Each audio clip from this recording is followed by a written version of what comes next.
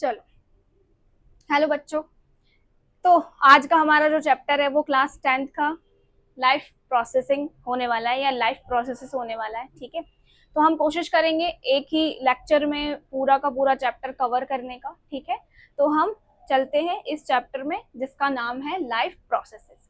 Basically life processes होती क्या है ना। किसी भी चीज को हम लिविंग या नॉन लिविंग कैसे डिफाइन करते हैं, उसकी डेली बेसिस पे जो एक्टिविटीज वो कर रहा है पर्टिकुलर एनिमल या फिर हम बोल सकते हैं जो भी जीवित जीव है इस धरती पर, राइट।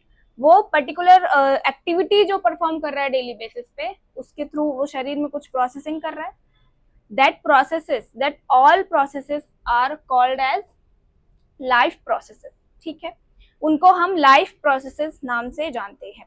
ठीक, अब समझो जरा कि क्राइटेरिया क्या है जो डिसाइड करे कि जो चीज है, ये जो ऑर्गेनिज्म हम देख रहे हैं वो अलाइव है, कोई भी चीज है वो अलाइव है, ये हम कैसे डिसाइड कर पा रहे हैं? कैसे? The most important criteria to decide whether something is alive is movement, right. Movement अगर कोई चीज कर रही है तो वो अलाइव है। बेसिकली मेन क्राइटेरिया तो यही है कि मैं अगर चल रही हूँ, मैं बोल रही हूँ, है ना, मेरे हाथ पैर ऐसे मूवमेंट कर रहे हैं, मैं यहाँ से वहां जा पा रही हूँ, तो I am alive, right. All living things move, all living things move without the help of any external help.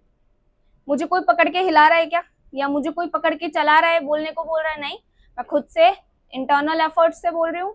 That means मैं अलाइव हूँ, है ना। ये कुछ क्राइटेरियाज है ऐसे जो ये डिफाइन कर पा रहे हैं कि आप अलाइव है ना।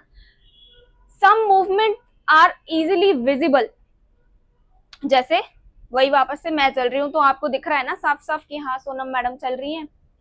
उसके बाद some movements are not easily visible like molecular movements, है ना। मैं चल पा रही हूँ, जो दिख रहा है मेरे अंदर इलेक्ट्रॉन्स फ्लो हो रहे हैं, आरबीसीज फ्लो हो रही है, बहुत सारे आयन्स फ्लो हो रहे हैं, है ना। मॉलिक्यूलर लेवल पे चले जाओ तो ये मुझे दिख नहीं रहा लेकिन हो रहा है मूवमेंट, है ना। some movements are not easily visible like molecular movements. The molecular movements in cells and tissues is necessary for all life processes, है ना। कोई सेल के अंदर जो भी चीजों का आना जाना हो रहा है, या मॉलिक्यूलर लेवल पे अगर बात करें हम लोग डीएनए आरएनए की, तो विदाउट मूविंग अगर वो चीजें अपने आप में काम नहीं करेंगी तो हम लोग मूवमेंट शो नहीं कर पाएंगे। अब यहाँ पर कुछ एग्जाम्पल्स हैं जो अलाइव चीजों का, है ना, जो मूवमेंट कर पा रही है बेसिकली। डन।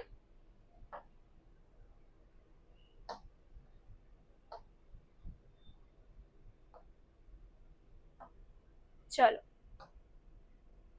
नेक्स्ट हमारा कि लाइफ प्रोसेसेस क्या है। Basically life processes are the basic processes in living organisms which are necessary for maintaining their life, है ना। मेरी लाइफ कैसे मेंटेन हो रही है, मेरे अंदर क्या प्रोसेसेस चल रही है जिसके थ्रू मैं काम कर पा रही हूँ, डेली लाइफ को नॉर्मल तरीके से जी पा रही हूँ।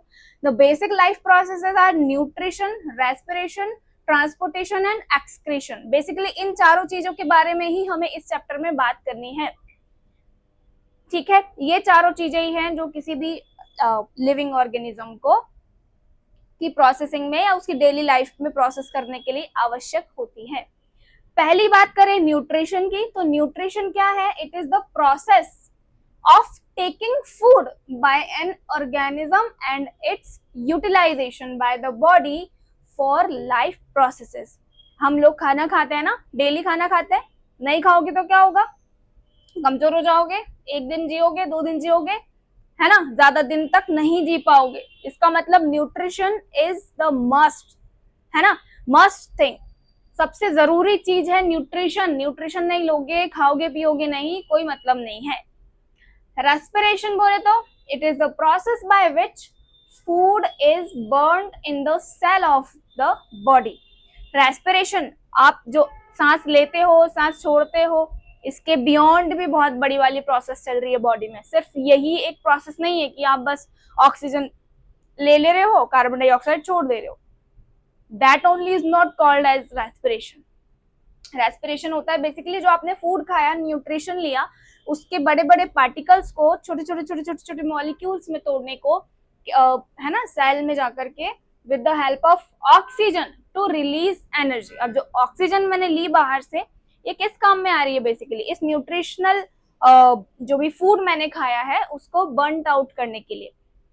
नेक्स्ट है ट्रांसपोर्टेशन।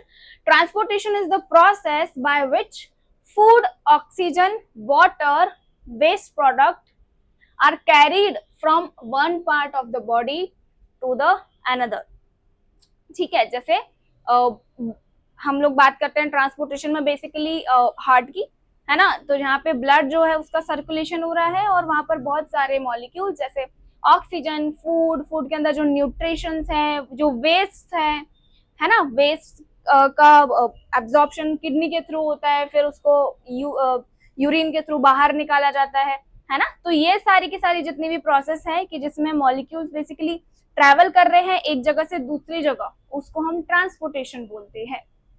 एक्सक्रीशन की बात करें तो excretion is the process by which waste products are removed from the body. ठीक है, जो खाया पिया उसमें से काम का बॉडी ने ले लिया, वेस्ट प्रोडक्ट शरीर से बाहर निकाल दिए, that process is called as excretion. ठीक है, ये देखो यहाँ पे डायग्राम के थ्रू भी बताया हुआ है कि ये तो हम बोलते हैं पूरा डाइजेस्टिव सिस्टम के बारे में अगर बात करें, जो न्यूट्रिशन, रेस्पिरेशन, ट्रांसपोर्टेशन, एक्सक्रीशन। उसके बाद रेस्पिरेटरी सिस्टम, जो एपरेटस होता है वो बेसिकली लंग्स होते हैं, है ना। रेस्पिरेशन में कौन काम कर रहा है, वहां पे लंग्स काम कर रहे हैं, जहाँ पे O2 को लिया जा रहा है और CO2 को, कार्बन डाइऑक्साइड को छोड़ा जा रहा है। ये हार्ट के अंदर हम लोग ये फ्लो देखते हैं ब्लड का, कहाँ से क्या हो रहा है ये। ठीक है, ये हम बोलते हैं ट्रांसपोर्टेशन, ब्लड का एक जगह से दूसरी जगह जाने को ट्रांसपोर्टेशन बोलते हैं, या फिर जो भी चीजों का। ठीक है, तो ये सारी हमारी चीजें हैं। एक्सक्रीशन के अंदर देख लो, यूरिन, किडनी जो है यूरिन का फॉर्मेशन कर रही है। तो ये है कुछ बेसिक चीजें लाइफ प्रोसेस के बारे में।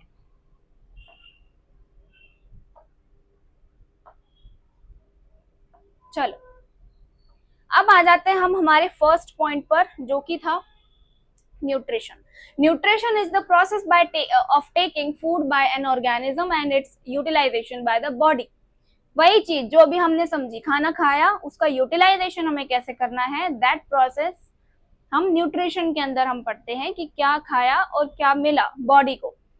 ठीक है, हम एनर्जी के लिए बेसिकली ये काम करते हैं, खाना नहीं खाएंगे तो नो एनर्जी, हमें एनर्जी नहीं मिलेगी, हम डेली लाइफ में जो काम कर पा रहे हैं वो नहीं कर पाएंगे।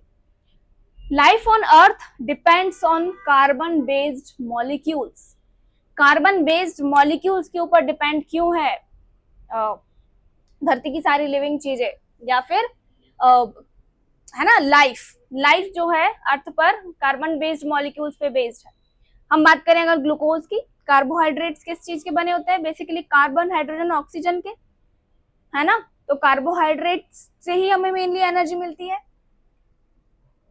Most of foods are also carbon based molecules. The outside raw materials used by living organisms are food, water and air. Basically nutrition की बात हो रही है, तो हम क्या क्या बाहर से लेते हैं, खाना, पानी और हवा, ये चीजें, है ना। मोड्स ऑफ न्यूट्रिशन की अगर हम बात करें तो हम लोग बाहर से खाना खाते हैं, लेकिन पेड़ पौधे तो बाहर से खाना नहीं खाते। तो उस बेसिस पे हम लोग दो कैटेगरी में हमारे न्यूट्रिशन को डिवाइड करते हैं, ऑटोट्रॉफिक एंड हेटेरोट्रॉफिक। ठीक है, मोड्स ऑफ न्यूट्रिशन देखो, there are two main modes of nutrition, they are autotrophic nutrition and heterotrophic nutrition. Autotrophic nutrition की बात करें तो पेड़ पौधे जो है बेचारे, वो खुद से फोटोसिंथेसिस का प्रोसेस कर रहे हैं और अपने लिए खुद खाना बना रहे हैं। वो नहीं किसी से मांगते कि मुझे खाना, रोटी बना के दो। आप मम्मी से मांग लेते हो ना कि मम्मी भूख लग रही है, खाना दे दो, बाहर से खाते हैं ना हम लोग, है ना। पेड़ पौधे जो है वो खुद से बनाते हैं, और ऐसे सारे के सारे ऑर्गेनिजम्स या लिविंग ऑर्गेनिजम्स जो अपना खाना खुद बनाते हैं, उनको ऑटोट्रॉफिक न्यूट्रिशन बोला जाता है। It is the type of nutrition in which organisms prepare their own food from simple inorganic substances, है ना। वाटर और कार्बन डाइऑक्साइड तो लेता है बेचारा पौधा, और हमें क्या बना के देता है, ग्लूकोज, कार्बोहाइड्रेट मॉलिक्यूल, है ना, like carbon dioxide and water in the presence of sunlight and chlorophyll. तो फोटोसिंथेसिस की प्रोसेस जो है वो याद रखना हमेशा सिर्फ सनलाइट की प्रेजेंस में ही होती है और क्लोरोफिल की प्रेजेंस में होती है। एग्जाम्पल के तौर पे ऑटोट्रॉफिक न्यूट्रिशन के एग्जाम्पल के तौर पे देखो, all green plants and some bacteria, कुछ बैक्टीरिया जो क्लोरोफिल कंटेनिंग है वो बेसिकली फोटोसिंथेसिस की प्रोसेस करते हैं और अपना खाना खुद बनाते हैं, और उनको हम ऑटोट्रॉफिक न्यूट्रिशन के अंदर पढ़ते हैं। नेक्स्ट है हेटेरोट्रॉफिक न्यूट्रिशन। हेटेरोट्रॉफिक न्यूट्रिशन के अंदर which in which organisms get their food directly or indirectly from plants। हम प्लांट से ही खाना खाते हैं, मतलब जो हमारा फूड है वो देखो प्रत्यक्ष या अप्रत्यक्ष रूप से पौधों के ऊपर ही निर्भर है ना। अन्न कहाँ से आता है? पेड़ पौधा से आता है। फूड का फ्रूट्स कहाँ से आते हैं? वेजिटेबल्स कहाँ से आती है? सारी चीजें तो प्लांट से ही आ रही है, ठीक है। इसका एग्जांपल देखो, all animals, fungi and some bacteria, सारे के सारे एनिमल्स, फंजाई और कुछ बैक्टीरियाज हेटेरोट्रॉफिक होते हैं। अब अगर बात करें हेटेरोट्रॉफिक न्यूट्रिशन के टाइप्स की, there are three main types of heterotrophic nutrition. They are saprophytic, parasitic and holozoic nutrition. Done?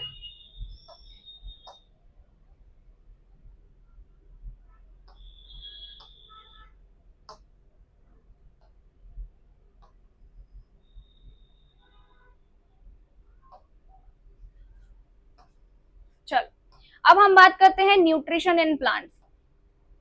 Plants में न्यूट्रिशन कैसे ले रहे हैं भैया, क्या करते हैं ये लोग? प्लांट्स क्या कर रहे हैं, कैसे खाना बना रहे हैं?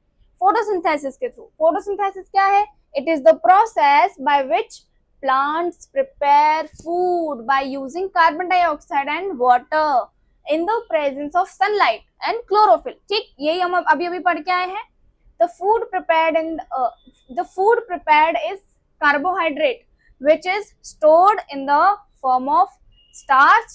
Oxygen is released in the process, in this process। इस सारी प्रोसेस के थ्रू कार्बोहाइड्रेट बना है ना, कार्बोहाइड्रेट स्टोर हुआ स्टार्च के फॉर्म में और ऑक्सीजन को निकाला जाता है इस प्रोसेस में, ठीक है। तो जो ऑक्सीजन निकली है पौधे के अंदर जो इस प्रोसेस में बन रही है वो पौधा बाहर छोड़ देता है, जो हमें ग्रहण करना होता है, ठीक है। हमें उसको रेस्पिरेशन की प्रोसेस में जो होता है ऑक्सीजन को लेते हैं, कार्बन डाइऑक्साइड को छोड़ते हैं। कार्बन डाइऑक्साइड फोटोसिंथेसिस के थ्रू की प्रोसेस में पौधों को लगती है, तो वो कार्बन डाइऑक्साइड एनवायरनमेंट से खुद एब्जॉर्ब करता है और हमें O2 देता है, राइट, ऑक्सीजन देता है, और हमें ऑक्सीजन लगती है बेसिकली, तो हम ऑक्सीजन को ग्रहण करते हैं। तो ये साइकिल चलता है, ठीक। तो इक्वेशन या फिर रिएक्शन जो है फोटोसिंथेसिस की वो क्या है बेटा? जब हम बात करते हैं कि भैया पानी और कार्बन डाइऑक्साइड से मिलाकर के ये चीज बनती है, लेकिन ये कैसे बन रही है? Carbon dioxide plus H2O, sunlight, chlorophyll की प्रेजेंस में यहाँ पर ग्लूकोज का मॉलिक्यूल बनता है C6H12O6। उसके बाद यहाँ पे 6 मॉलिक्यूल्स वाटर के निकलते हैं और 6 ही ऑक्सीजन के मॉलिक्यूल्स निकलते हैं। जब हम इसको बैलेंस करने जाएंगे तो हमें 6 मॉलिक्यूल्स कार्बन डाइऑक्साइड के लेने पड़ेंगे, 12 पानी के मॉलिक्यूल्स लेने पड़ेंगे, तब जाकर के हमारी ये रिएक्शन बैलेंस्ड होगी, ठीक है। क्या प्रोसेस है फोटोसिंथेसिस की? Photosynthesis takes place in 3 main steps. कौन कौन सी स्टेप्स हैं? Absorption of light energy by chlorophyll, सबसे पहले सनलाइट को एब्जॉर्ब किया जाता है क्लोरोफिल के थ्रू।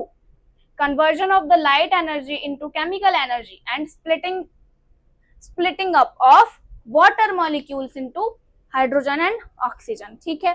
सनलाइट को लिया और उसको लाइट रिएक्शन को या लाइट एनर्जी को केमिकल एनर्जी में कन्वर्ट कर दिया, जो कि है ग्लूकोज का मॉलिक्यूल, और यहाँ पे स्प्लिट किया जाता है किसको? पानी के मॉलिक्यूल को। किस किस चीज में? हाइड्रोजन और ऑक्सीजन। थर्ड पॉइंट देखो, reduction of carbon dioxide by hydrogen to form carbohydrate. यहाँ पे कार्बोहाइड्रेट्स को बना रहे हैं, कार्बन डाइऑक्साइड के थ्रू रिडक्शन किया जाता है और हमें कार्बोहाइड्रेट का या ग्लूकोज का मॉलिक्यूल मिल जाता है। ये प्रोसेस है फोटोसिंथेसिस की, जिसके अंदर जिसको हम ऑटोट्रॉफिक न्यूट्रिशन के अंदर पढ़ते हैं, ठीक है। चलो ये देखो,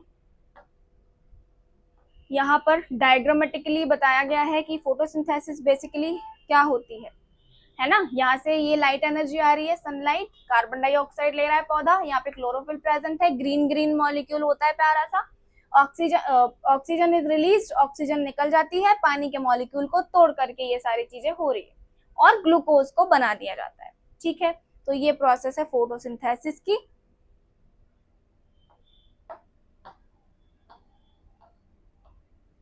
ठीक है, थोड़ा सा क्लोरोफिल के बारे में भी देख लो।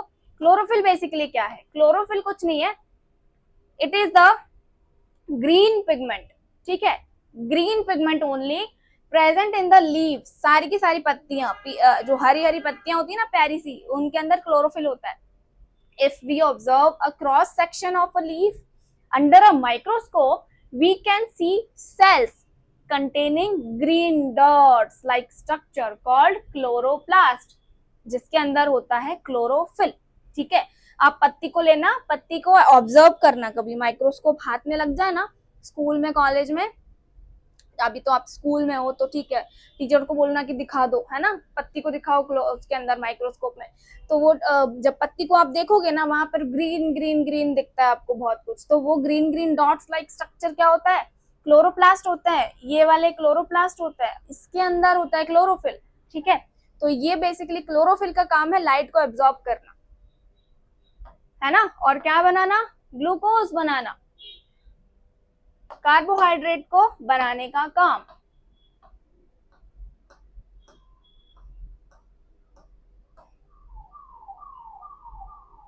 हाँ जी, अब बात करते हैं ये सारा गैसियस एक्सचेंज हो कैसे रहा है भैया, ये प्रोसेस चल कैसे रही है, पौधा कैसे कर पा रहा है?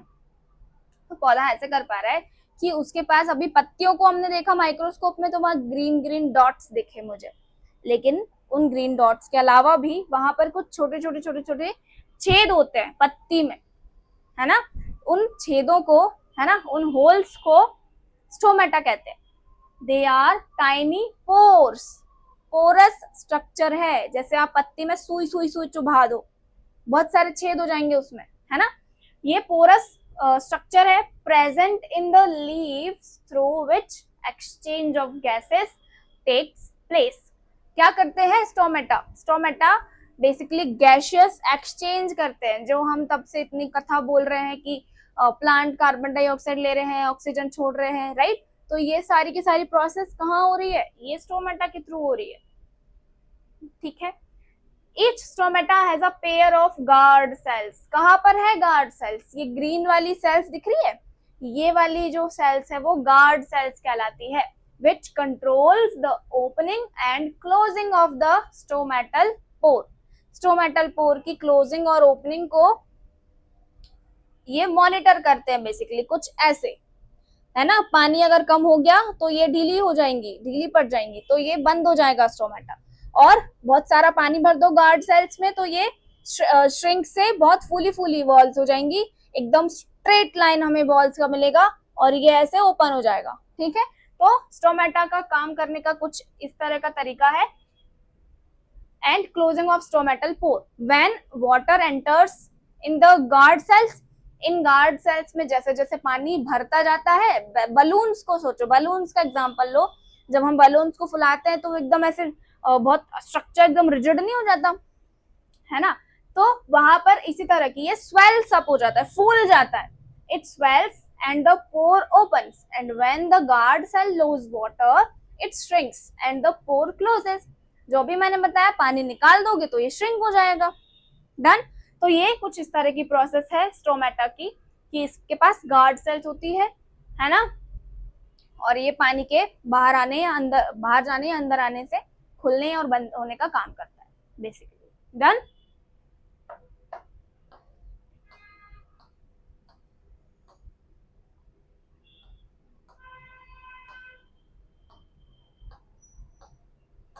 अब आ जाते हैं हम न्यूट्रिशन इन एनिमल्स पे।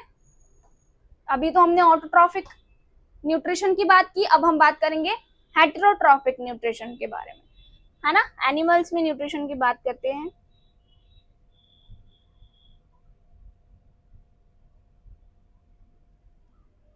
न्यूट्रिशन इन अमीबा, अगर हम अमीबा बहुत बेसिक सेलुलर लेवल पे अगर देखें तो हम अमीबा की बात करते हैं। Amoeba is a unicellular animal, ये एक सिंगल सेल से बना हुआ एक सेल का ऑर्गेनिज्म है, ठीक है, living in water. It takes in food by forming finger like projections. ठीक है, जैसे ग्रैब कर रहा है, अभी अभी जैसे आ रहा है अमीबा आ रहा है, उसको कुछ फूड मिला, मान लो ये पेन रखा है और यहाँ से अमीबा आ रहा है, ये तो ये ऐसे फिंगर लाइक ऐसे प्रोजेक्शंस बनाएगा ऐसे, और उसको ग्रैब कर लेगा अपने अंदर, कुछ ऐसे इसका खाना खाने का तरीका है। ठीक है, तो फिंगर लाइक प्रोजेक्शन बनाता है, ऑल्सो कॉल्ड स्यूडोपोडिया। यहाँ पर देखो, ये इसने एक ऐसे ग्रुप बना लिया ना, हाँ अपन कैसे कोई एप्पल पकड़ाएगा मुझे, तो मैं ऐसे पकड़ूंगी ना, तो अमीबा ये ऐसे करता है, फिंगर लाइक प्रोजेक्शन बनाएगा और ऐसे किसी भी चीज को पकड़ लेगा। ये यहाँ पे देखो, तो ये स्यूडोपोडिया कहलाते हैं। And forms a food vacuole, vacuole बन जाता है फूड का inside the body. Inside the food vacuole the food is digested and absorb. ये जो इसने ऐसे ग्रैब किया था ना, उसी के अंदर इसको डाइजेस्ट कर लिया जाता है, और इसमें जो भी न्यूट्रिशनल पार्ट्स होते हैं उसको एब्जॉर्ब करके अपनी डेली लाइफ की जो भी है इसका प्रोसेसिंग है उसको करता है। ठीक है, the undigested food is then sent out through the surface of the cell। जैसे खाया है वैसे ही निकाल भी देगा अगर फालतू कुछ सामान वेस्ट प्रोडक्ट हुआ तो। ये हो गई एनिमल की बात। ठीक है, यहाँ पर देखो न्यूक्लियस, कुछ का स्ट्रक्चर दिया हुआ है, ये मेम्ब्रेन है, फूड पार्टिकल दिखा, इसने यहाँ पे इसको ग्रैब किया तो एक वैक्यूल बना, इसने ले लिया अपनी बॉडी के अंदर इस फूड प्रोडक्ट को। ये इजेशन की प्रोसेस कहलाती है, अंदर लेने की प्रोसेस जो है वो इजेशन कहलाती है। तो अब देखो यहाँ पर इसको जो वैक्यूल बनाया था इसने, इसके अंदर इसका डाइजेशन एंड एब्जॉर्प्शन हुआ। ठीक है, और इंजेशन हो गया, वेस्ट प्रोडक्ट उसने बाहर निकाल दिया। तो ये प्रोसेस है भैया न्यूट्रिशन इन एनिमल्स के अंदर। अब न्यूट्रिशन इन ह्यूमन बींग्स की बात करते हैं। सिंगल सेलुलर ऑर्गेनिजम्स की तो बात हो गई, अब न्यूट्रिशन इन ह्यूमन बींग्स। ठीक, हमने खाना खाया मुंह के थ्रू, माउथ के थ्रू हमने कोई भी फूड खाया और उसको चबाया, निगल लिया, फूड गया स्टमक पे, स्टमक में जाकर के वो गया इंटेस्टाइन में, इंटेस्टाइन से गया स्मॉल इंटेस्टाइन में। ठीक है, सॉरी, स्मॉल इंटेस्टाइन से गया लार्ज इंटेस्टाइन में, देन बाहर कर दिया जाता है उसको, किसको, फूड को, जो अभी अभी मैंने कुछ सेकंड्स पहले खाया था। ठीक है, तो ये कुछ ओवरव्यू मैंने आपको दिया कि यहाँ पर किस तरह से ह्यूमंस में न्यूट्रिशन की प्रोसेस चल रही है। आ जाओ पढ़ते हैं nutrition in human beings. Nutrition in human beings takes place in the digestive system. यहाँ पर आपको एक बहुत सुंदर सी डाइजेस्टिव ट्रैक्ट या डाइजेस्टिव एलिमेंट्री कैनाल यहाँ पर आपको दी गई है। ठीक है, it consist of the alimentary canal and glands. ये जो कैनाल है ये बहुत सारी ग्लैंड्स से भी जुड़ी हुई रहती है। हाँ, which produce enzymes which break down food into smaller molecules, है ना। जो डक्ट्स, जो ग्लैंड्स हैं वो डक्ट्स के थ्रू अपने सिक्रीशंस भेज रही हैं स्टमक में, इंटेस्टाइन में, तो ये सारे जूसेस मिल करके, इन जूसेस में बहुत सारे एंजाइम्स होते हैं, बहुत सारे केमिकल्स होते हैं, ये फूड को प्रॉपर तरीके से छोटे छोटे मॉलिक्यूल्स में तोड़ करके उसका एब्जॉर्प्शन कराने में हेल्प करती है। तो ये एलिमेंट्री कैनाल का काम है, ये डाइजेस्टिव ट्रैक्ट का काम है। Done. The main organ in the of the digestive system are mouth, ये रहा माउथ, फिर आ जाओ ईसोफेगस पे, फिर आ जाओ स्टमक पे, फिर आ जाओ स्मॉल इंटेस्टाइन पे, फिर आ जाओ लार्ज इंटेस्टाइन पे, एंड लास्टली द एनस, जहां से बेसिकली वेस्ट प्रोडक्ट को बाहर निकाला जाता है। डन। ये मेन चीजें हैं, मेन ऑर्गन्स है। द मेन ग्लैंड्स जो है, ग्लैंड्स कौन कौन सी है, salivary glands, gastric glands, liver, pancreas and intestinal glands. ऊपर से नीचे तक आपको ये याद रखना है। सलाइवरी ग्लैंड्स बोले तो माउथ में है ना, माउथ के आसपास इन एरियाज में हमारे सलाइवरी ग्लैंड्स प्रेजेंट है। उसके बाद आ जाओ गैस्ट्रिक ग्लैंड्स पे, तो हमारे स्टमक में जो भी चीजें या जूसेस का भेजना हो रहा है उनको हम गैस्ट्रिक ग्लैंड्स बोलते हैं। लिवर, उसके बाद पैनक्रियास, और इंटेस्टाइन में जो भी जूसेस जा रहे हैं उन ग्लैंड्स को इंटेस्टाइनल ग्लैंड्स बोलते हैं। तो ये सारी की सारी कुछ ग्लैंड्स हैं जिनको हम बेसिकली पढ़ते हैं न्यूट्रिशन के अंदर, अगर ह्यूमन बीइंग की बात करें तो। ठीक है, आ जाओ, ये जूम किया हुआ डायग्राम है, कहाँ गया, एक सेकंड।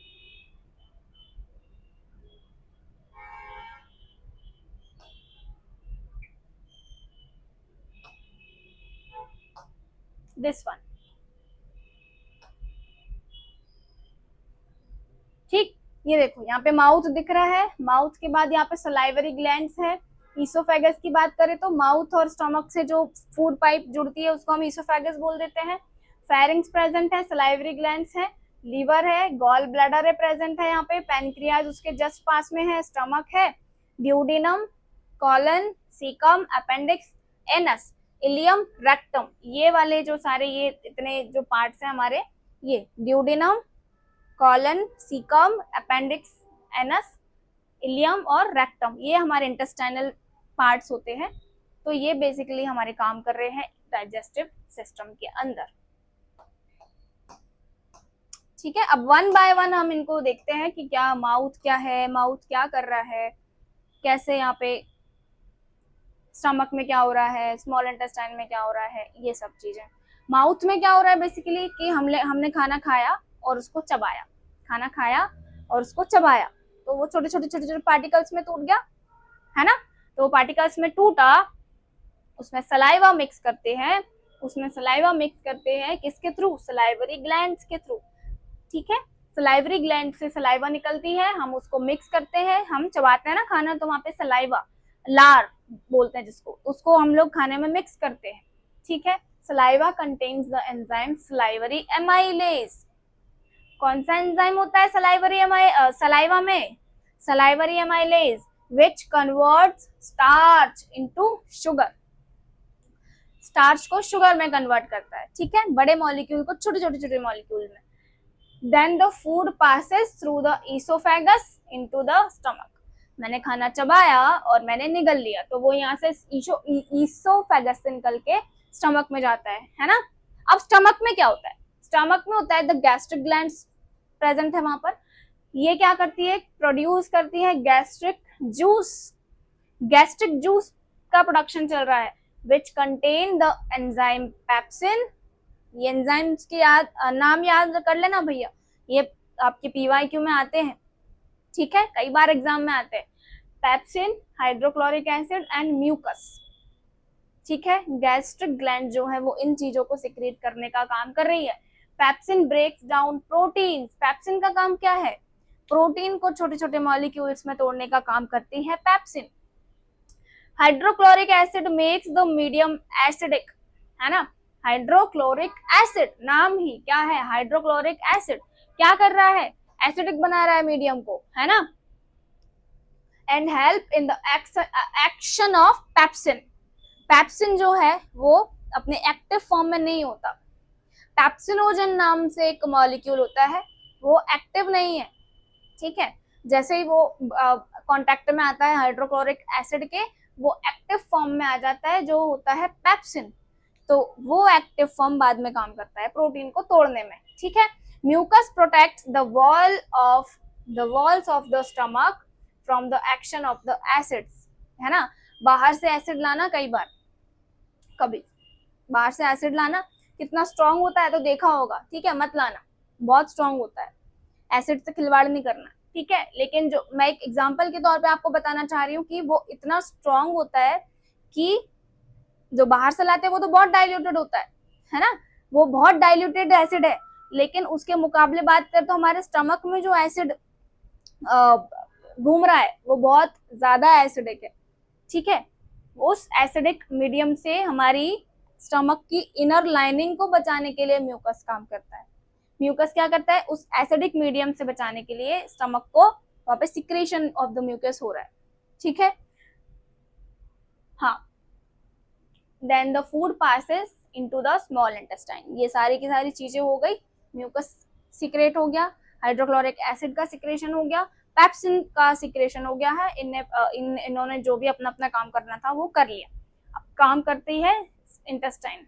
ठीक है, खाना जो है वो आता है स्टमक से स्मॉल इंटेस्टाइन के पास, in the upper part of the small intestine called duodenum. Duodenum हम बोलते हैं अपर पार्ट को, the food is mixed with bile from liver, bile juice, ठीक है, बाइल एक जूस होता है, ये लिवर से निकल रहा है, बाइल डक्ट होती है एक जो लीवर से हमारे इंटेस्टाइन में ज्वाइन होती है, ठीक है, उसको हम बाइल डक्ट बोलते हैं।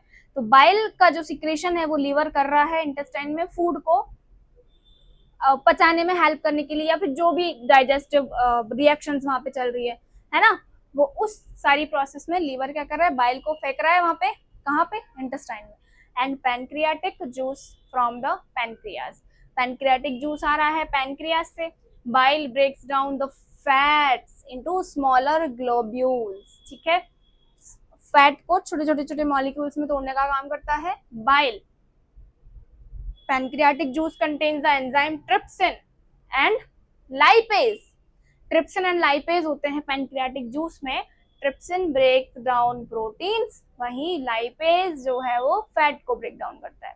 कुछ अमाउंट में पेप्सिन ने काम कर दिया और फाइनल कुछ जो बच गया है प्रोटीन या फैट उसको ये लोग तोड़ते हैं, कौन कौन, trypsin and lipase.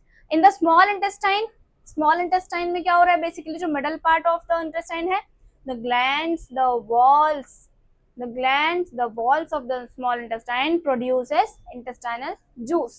intestine, small intestine की walls क्या कर रही है, intestinal juice को secretion कर रहे हैं, को secrete कर रहे हैं। the enzymes of the intestinal juice converts carbohydrates into glucose, fats into fatty acids and glycerols and proteins into amino acids।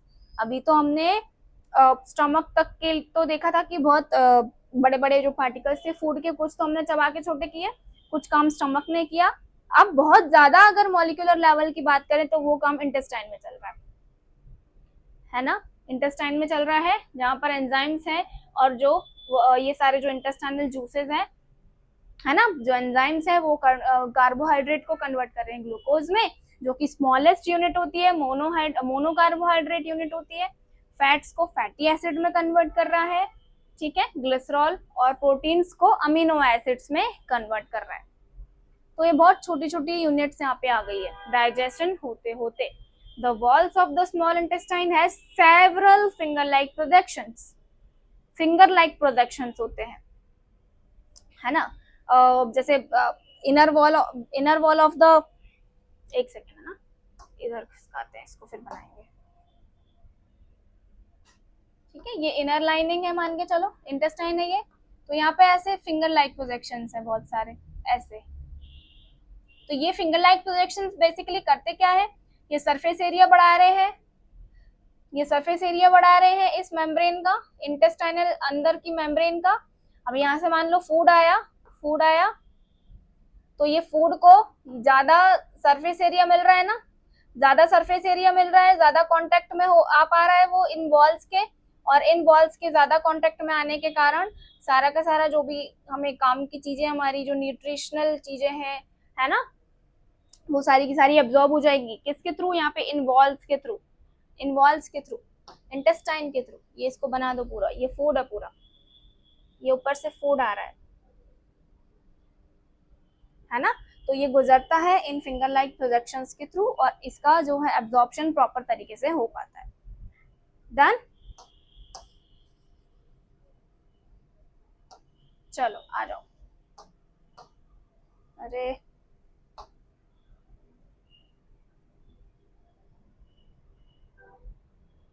हाँ जी, कहाँ थे, हाँ, called villi, having blood vessels, है ना, इनको विलाई बोलते हैं, इनके अंदर ब्लड वेसल्स होती है। It helps to increase the surface area for the absorption of digested food. The digested food is absorbed by the blood and transported to all cells in the body, है ना, then the undigested food passes into the large intestine। बहुत सारा, ज्यादातर जो भी जरूरी चीजें थी हमें न्यूट्रिशनल वैल्यू वाला, जो भी हमारे पास मॉलिक्यूल्स थे, वो सारे के सारे एब्जॉर्ब कर लिए गए हैं विलाई के थ्रू। विलाई से कैसे हुए एब्जॉर्ब, वहां पे ब्लड वेसल्स हैं, ब्लड वेसल्स के अंदर वो एब्जॉर्ब हुए, है ना, और जो भी वहां पे अनडाइजेस्टेड मटेरियल था उसको भेज दिया जाता है कहाँ पर, लार्ज इंटेस्टाइन के पास। लार्ज इंटेस्टाइन में क्या हो रहा है, water is absorbed and the waste material is removed through the anus. तो बेसिकली लार्ज इंटेस्टाइन में जो हमारा फूड अभी ट्रेवल करके आया है उसका सारा का सारा पानी एब्जॉर्ब कर लिया जाता है और जो वेस्ट मटेरियल होता है उसको एनस के थ्रू एक्सक्रीट आउट कर दिया जाता है। ठीक है, तो यहाँ पर हमारी ये प्रोसेस होती है डाइजेशन वाली खत्म। आई होप आपको समझ में आया होगा डाइजेशन का प्रोसेस। ठीक है, अलग से आपको अगर हम बोर्ड्स की बात करें तो वहाँ पे स्टमक का स्ट्रक्चर या फिर उसका काम, उसका क्या डाइजेशन का क्या टाइप है वो भी एग्जाम में पूछा जा सकता है। एलिमेंट्री कैनाल का स्ट्रक्चर भी पूछा जा सकता है। Anything from the past, some of the slides, वो कुछ भी पूछ सकते हैं। ठीक है, जो हमने यहाँ पे मटेरियल अभी पढ़ा। डन। तो ये सारा का सारा आपको अच्छे से पढ़ना पड़ेगा, सारी थ्योरी पढ़नी पड़ेगी। बात करते हैं नेक्स्ट टॉपिक की जो है रेस्पिरेशन। रेस्पिरेशन की हम बात करते हैं तो respiration is the process by which food is burned in the cells of the body which the help of oxygen to release energy it takes place in the mitochondria of the cell। वाह, ठीक। यहाँ पर जो है body with the help of oxygen क्या कर रही है, रेस्पिरेशन कर रही है और रिलीज करती है एनर्जी का। ये है कहाँ पर हो रही है ये सारी प्रोसेस रेस्पिरेशन की, माइटोकॉन्ड्रिया के पास हो रही है ना, जहाँ पर जिस पर्टिकुलर ऑर्गन को हम क्या बोलते हैं, सेल ऑर्गेनल को क्या बोलते हैं, एटीपी का प्रोडक्शन हाउस है ना, power house of the cell बोलते हैं हम, बचपन से सुनते आ रहे हैं, राइट। तो माइटोकॉन्ड्रिया में रेस्पिरेशन की प्रोसेस चल रही है बेटा, जिसके कारण वहां पे एटीपी बन रहा है। The energy released during respiration, इस रेस्पिरेशन की प्रोसेस के थ्रू जो भी एनर्जी रिलीज की गई है is used to make ATP molecules. ATP molecules बोले तो क्या, adenosine triphosphate, 3 phosphate molecule contain करा हुआ एक मॉलिक्यूल होता है और इसको बनाने में इस एनर्जी को लगाया जाता है from ADP molecule, adenosine diphosphate molecule and inorganic phosphate. ठीक है, what is ADP and what is ATP? ATP is the highest energy carrying molecule, है ना, बहुत ज्यादा एनर्जी कैरी करके चलने वाला मॉलिक्यूल है। और व्हाट इज एडीपी? ये एडिनोसिन डाइफॉस्फेट, हमने पढ़ा है मोनो डाई ट्राई टेट्रा पेंटा, राइट। तो हम लोग एक मॉलिक्यूल की बात करते हैं तो मोनो लगाते हैं, 2 की बात करते हैं तो डाई लगाते हैं, 3 की बात करते हैं तो ट्राई लगाते हैं। डन। तो इसमें ऐसी बात करी जा रही है, अगर वहां पे 2 फॉस्फेट के मॉलिक्यूल्स है तो हम उसको एडीपी बोलते हैं, और अगर 3 मॉलिक्यूल है फॉस्फेट के तो हम उसको एटीपी बोलते हैं, एडिनोसिन ट्राइफॉस्फेट। तो एडीपी मतलब एडिनोसिन डाइफॉस्फेट, मतलब 2 फॉस्फेट हैं, उसमें एक फॉस्फेट को मिला दूं और उसको कुछ ना कुछ एनर्जी तो देनी ही पड़ेगी, फ्रॉम द रेस्पिरेशन हम बना लेंगे एटीपी। बन गया एटीपी। तो यहाँ पर इस तरह से इनऑर्गेनिक फॉस्फेट को मिला करके एडीपी से एटीपी का फॉर्मेशन किया जाता है। ठीक, energy is stored in the cells in the form of the ATP molecules, और उस एटीपी मॉलिक्यूल को जब मैंने स्टोर करा है तो वो है स्टोर्ड मेरे पास, जब मुझे उसकी जरूरत लगेगी तब मैं उस एटीपी मॉलिक्यूल्स को फर्दर एटीपी से एडीपी और एडीपी से एएमपी में कन्वर्ट करके और जो बॉन्ड्स टूटे हैं उसकी एनर्जी में अपने डेली रूटीन वाले काम के लिए कर सकते।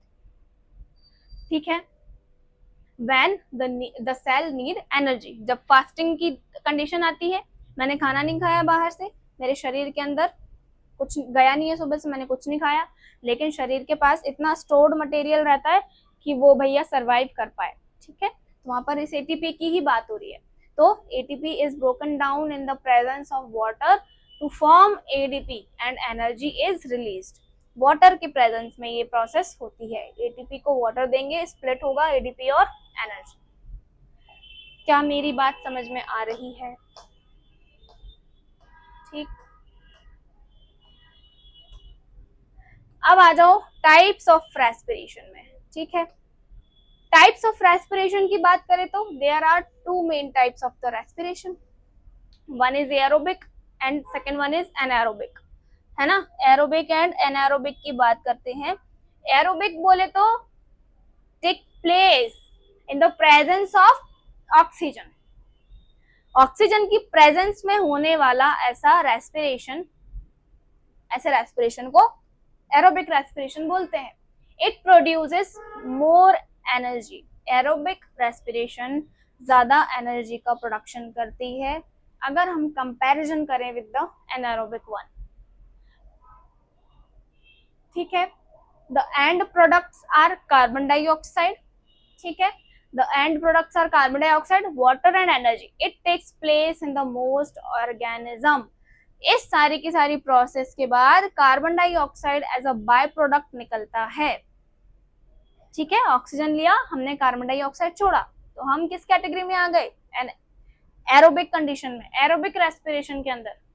In aerobic respiration glucose is converted into pyruvate. Glucose किस चीज में कन्वर्ट कर दिया जाता है? पायरुवेट में कन्वर्ट कर दिया जाता है in the cytoplasm in the presence of oxygen. थोड़ी देर के लिए सांस मत लो सांस थोड़ी देर, है ना, घबराहट होने लग जाएगी। क्यों घबराहट होने लग गई? क्योंकि शरीर को चाहिए ग्लूकोज तोड़ना है, एनर्जी चाहिए उसको, है ना। तो वहां पर बेसिकली रेस्पिरेशन, ग्लूकोज को तोड़ के उसको फर्दर मॉलिक्यूल्स बनाने हैं, एटीपी बनाना है, NADPH2 बनाना है, वगैरह वगैरह बनाना है। नई सांस लोगे ऑक्सीजन नहीं मिलेगी, एटीपी नहीं बनेगा, माइटोकॉन्ड्रिया में एटीपी नहीं बनेगा, एनर्जी नहीं मिलेगी। खाना मत खाओ, 2 दिन सरवाइव कर लोगे, सांस मत लो, 2 मिनट भी सरवाइव नहीं कर पाओगे, ठीक है, 2 मिनट तो कर भी लोगे, उससे ज्यादा नहीं कर पाओगे। ठीक है, pyruvate is converted into carbon dioxide, water and energy in the mitochondria. Done. देखो यहाँ पर एक फ्लो चार्ट के थ्रू आपको बताया गया है कि ग्लूकोज जो है presence of oxygen in cytoplasm, cytoplasm में रिएक्शन चल रही है, पायरुवेट में कन्वर्ट होता है। पायरुवेट आगे चल करके भैया प्रेजेंस ऑफ ऑक्सीजन में माइटोकॉन्ड्रिया के अंदर कार्बन डाइऑक्साइड, वाटर मॉलिक्यूल और एनर्जी में कन्वर्ट होता है ना। इतना समझो अभी, ये बहुत बड़ी प्रोसेस है, बहुत बड़ी प्रोसेस है, हमें नहीं समझना है अभी, हमें इतना ही याद रखना है। ठीक है, next one is anaerobic respiration. Anaerobic respiration बोले तो एरोबिक में एन लगा दो, एन मतलब नहीं है, हवा नहीं है, ऑक्सीजन नहीं है, takes place in the absence of the oxygen, right?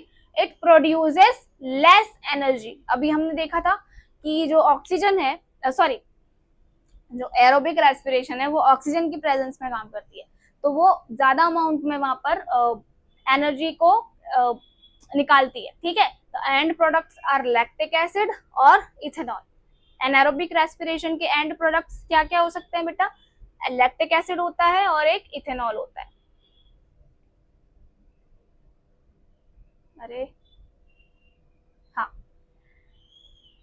Carbon dioxide और एनर्जी, ये कुछ एंड प्रोडक्ट्स हैं एनारोबिक रेस्पिरेशन के बाद। It takes place in the muscle cells and yeast cell में और हमारे मसल सेल्स में ये प्रोसेस होती है। कई बार जब उसको ऑक्सीजन नहीं मिल रही होती है तो वहां पे लैक्टिक एसिड और अल्कोहल का प्रोडक्शन होने लगता है, कार्बन डाइऑक्साइड का प्रोडक्शन ज्यादा होने लगता है और एनर्जी का यूज वहां पर इस तरह से किया जाता है। ठीक है, यहाँ पर देख लो, ग्लूकोज जो है presence of oxygen in cytoplasm, pyruvate पर एब्सेंस ऑफ द ऑक्सीजन, यहाँ तक तो ठीक है, पर पायरुवेट अगर एब्सेंस ऑफ द ऑक्सीजन में काम कर रहा है मसल सेल्स में तो वहां पर लैक्टिक एसिड और एनर्जी इसको मिलती है। ठीक है, ठीक है, चलो।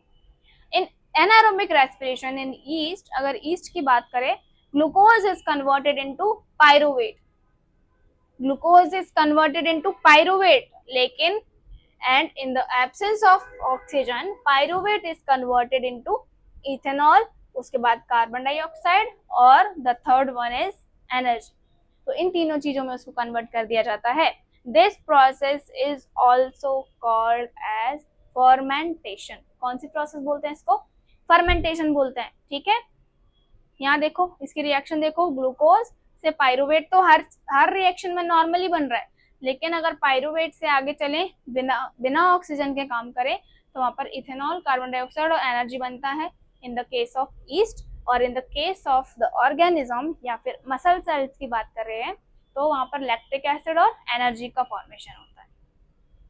तो ये बात हो गई है हमारी इसकी एरोबिक एंड एनारोबिक रेस्पिरेशन की। आपके एनसीईआरटी में देखिएगा, वहां पर आपको कुछ ऐसा स्ट्रक्चर, वहां पर ऐसा कुछ फ्लो चार्ट दिखेगा, तो इसको समझो कि अगर हम ग्लूकोज लिया, हमने खाया क्या, ग्लूकोज, कार्बोहाइड्रेट ही खाते हैं बेसिकली, तो वो ग्लूकोज में मोनोहाइड्रेट में टूट चुका है, मोनो कार्बोहाइड्रेट में। तो अब उस ग्लूकोज का आगे क्या, अब क्या करना है, तो ग्लूकोज ऑक्सीजन की प्रेजेंस में सेल्यूलर लेवल पे बात कर रहे हैं हम, किस लेवल पे बात कर रहे हैं, किस लेवल पे बात कर रहे हैं, सेल्यूलर लेवल पे। ये सेल है और ये साइटोप्लाज्म है, यहाँ पे ये न्यूक्लियस है, एन लिख दो। तो ये जो प्रोसेस हो रही है ना ग्लूकोज को कन्वर्ट करने वाली, ये कहाँ चल रही है, साइटोप्लाज्म, यहाँ पे है ना। तो यहाँ पे पाइरोवेट का फॉर्मेशन हुआ और एनर्जी निकली।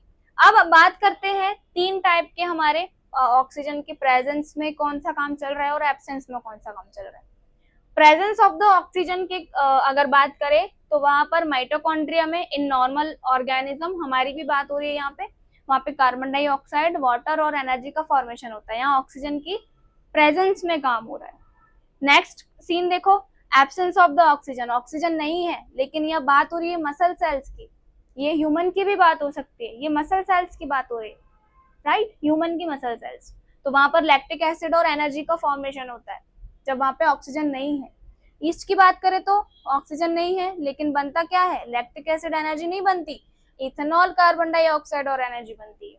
तो ये तीन केसेस है, आपको जब एग्जाम में आए, पीवाईक्यूज भी आ सकते हैं, बोर्ड्स में अगर लिख रहे हो तो ये बना के आना, ठीक है।